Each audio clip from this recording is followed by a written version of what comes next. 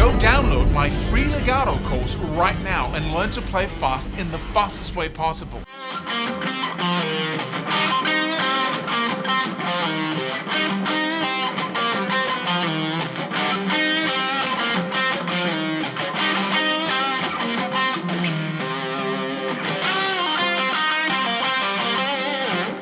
Hey, I was just in the last of 3 stages of practicing a lick, because there are 3 stages that you must follow if you want to get the most out of practicing licks.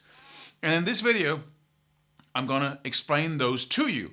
If you follow these 3 stages, you will go from just looking into a lick to absolutely getting the most out of it when it comes to just the juice of it. You know, the sound, the phrasing, the everything. Rarely do people do this, and rarely do they get to the last level, which is totally unnecessary. The only reason why we don't get to the last level is because we have this idea that we shouldn't, that we can't, whatever it is. But let's go through them. The first level, let me just get something here, just a second. I'm going to step outside the camera angle, which is a no-no when it comes to I'm placing it right there. And the first level involves this one. You practice the lick up until the point where you can actually play it with a metronome. And that is, a relative amount of speed. So for instance, if we're talking about...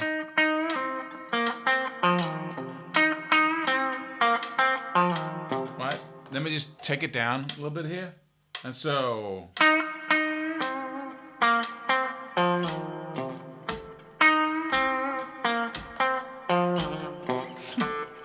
Right? And the reason why I brought this out is that this is my foot. I'm tapping my foot here. If you can't tap your foot 1, 2, 3, 4 while playing the lick, then you can't play the lick, okay? It's a waste of time. You might as well listen to music. You're being an amateur. You have to be able to tap the foot as you play the lick. And if that is too hard, you need to figure out at what exact point in the lick do the foot hit the floor. It's sometimes you play and then you can't tap your foot, because what that really is, you start out like this, and then right at that note, something is off, right, and you stop tapping your foot.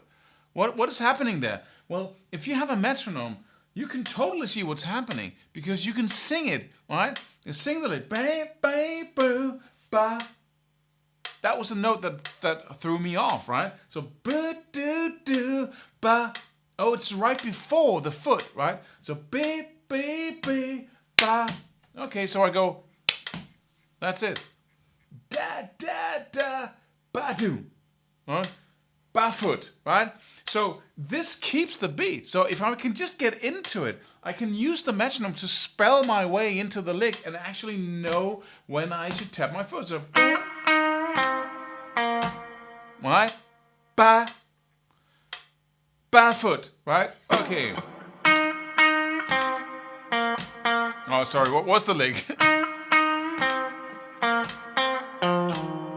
Right? So that's such an essential insight to have. And don't start practicing the lick fast before you got this under control. Because if you can't play the rhythm, if you can't keep the pulse, you can't really play the lick. You can just do something that sounds a little bit like it, but it will never really sound cool or great. And it should at all times. Of course it should. And there's absolutely no reason not to aim or not to aim for the highest level here, because everybody can. The only thing holding you back from that is the belief that you can't. So stop it. Okay, so you take the tempo up here.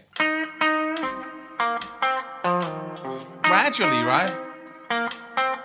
Decide how many times you're going to practice at any given tempo, then push the metronome up and practice with it, at least as long as you can keep it going.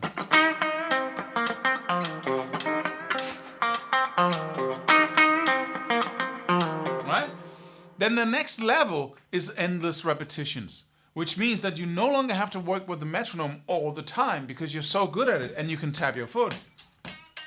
Right? You can go. And it feels, feels like a dance, right? Now you can play it in front of the TV, in front of YouTube, in front of everybody, in front of your friends. You can talk as you play it almost, right? You play it so many times, thousands of times, until it's second nature, right? But you're not done yet. That was the second stage. First, you build the ability to actually play it without thinking too much about it, without being cramped up and focused on it. And you do that using the metronome, so you got the rhythm and the pulse in your body.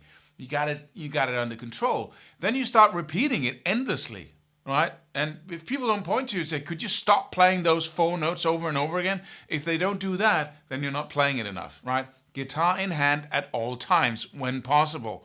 Rule number 1 of any aspiring guitar master, right? Make it an identity for yourself, right? If people think of you as a plumber, make sure they come to think of you as that guy with the guitar around his neck all the freaking time, right? Okay, so now we have stage 1 with the metronome, building the pattern in your fingers. Then you have endless repetitions, tapping your foot discreetly, practicing without sound so you can talk to people, watch YouTube, whatever. Then the third and final stage is the details, is the phrasing, is the muted strokes, the sliding, the pinch harmonics, everything, every single detail you can put into that lick, you focus on. That is such an important, that's the last level. So you go from being good to absolutely outstandingly amazing, right? When you play that lick. Most people never go there. People play for an entire lifetime without going there with what they play. So you want to add distortion here. You can't do this with you can practice doing it when you have, or not distortion necessarily, but you practice with whatever sound you would usually use for the style of music you play, right? And then you use that so you can get in all the... Right? And you decide, do I want to use a downstroke? No. Should that be a vibrato? That was pretty good. Wow.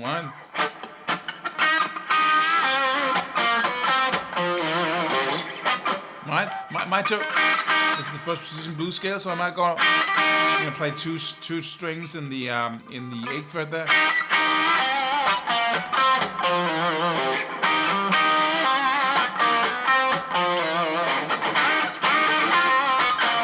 Should I have?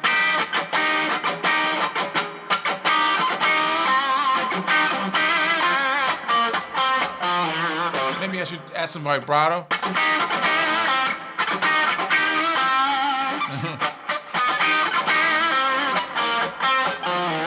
Right, or if it's a bending blues.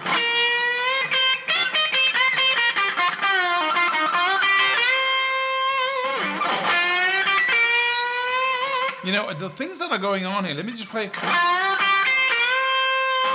I'm bending the first one, but I have that.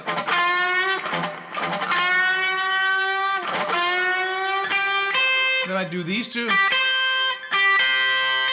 but they don't ring out together because I put my thumb down to pick the high E string. Then I hit the 11th fret. Bend that up. And I have a little bit of a pinch harmonic on that upstroke.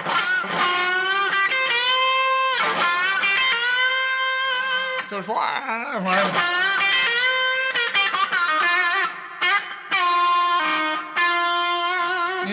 that zone of being in that phrasing zone, get there. I see so few people do this. So it's important, and that's the final and third level. So metronome first to build the capability of playing the lick, then you repeat it endlessly so you can get to the third stage, which you can only get to when you have total and absolute control over the notes themselves. So you can add the last level, right? It's like being able to cook a dish, and once you're very good at cooking the dish, you can really start tweaking and blending the spices and working with just the perfect taste, and you want to get there. Anybody can, and anybody can very quickly if you focus. Imagine being able to play one lick and then having it sound like BAM, right? One lick like... Just imagine being able to, and it sounds like Stevie Ray, like perfect and even better perhaps to your taste, right? It's just that's what you want to get excited about. Playing something that sounds just wow, right? Even if it's just 4 notes. That's the way to reach out of the mediocre level, or the that was not what I meant to say. What the heart is filled with. I meant to say the intermediate level to greatness out there, right? So those are the 3 stages. Follow them and ask yourself, when did you do this the last time intuitively? Have you ever done this? And if not, start doing it.